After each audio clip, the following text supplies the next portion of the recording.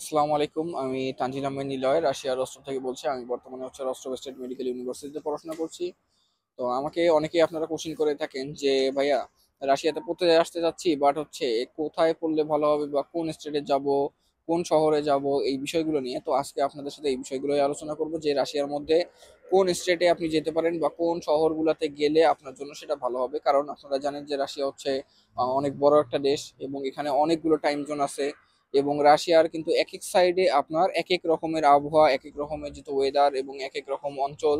তো সবগুলো বিবেচনা করে আপনাকে অবশ্যই সিলেক্ট করতে হবে যে রাশিয়া আসার ক্ষেত্রে কোন অঞ্চলে আসবেন, কোন অঞ্চলে আসলে আপনার জন্য ভালো হবে। এই বিষয়গুলো কিন্তু আপনাকে খেয়াল রাখতে হবে, কারণ রাশিয়াতে ওয়েদার হচ্ছে সবচেয়ে বড় একটা ফ্যাক্ট। কারণ কোনো কোনো অঞ্চলে দেখা যায় যে রাশিয়ার প্রচন্ড ঠান্ডা থাকে, কোনো অঞ্চলে আবার ঠান্ডা গরম দুটাই থাকে, আবার কোনো অঞ্চলে দেখা যায় যে ঠান্ডাটা তুলনামূলক কম থাকে, আবার গরমটাও তুলনামূলক একটু বেশি থাকে। এই অঞ্চলগুলোও কিন্তু রাশিয়াতে আছে।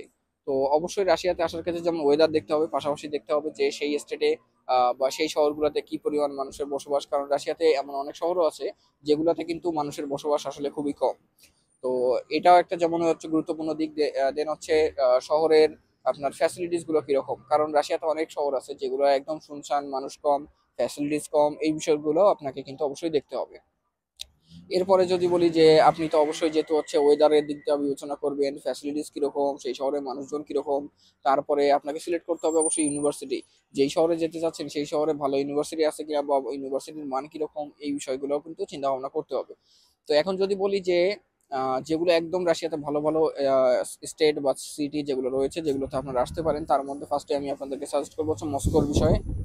তো আপনারা চাইলে মস্কোতে আসতে পারেন। দেন মস্কোর পরে আপনারা সেন্ট পিটার্সবার্গ চুজ করতে পারেন।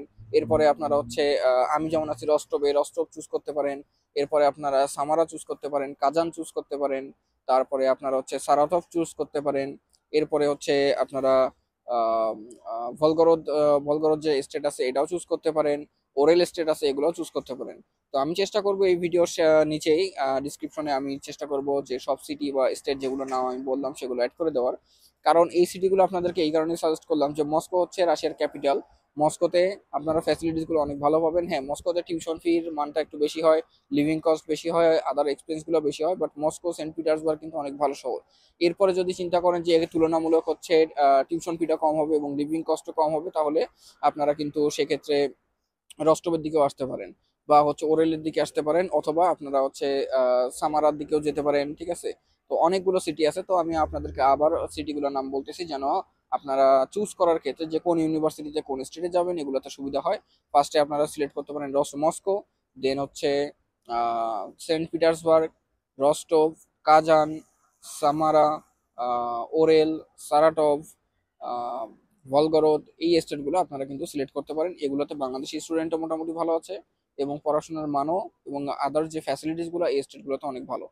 তো আশা করি আজকের ভিডিওটা আপনাদের জন্য হেল্পফুল হয়েছে, এন্ড ভিডিওটা দেখার জন্য সবাইকে ধন্যবাদ।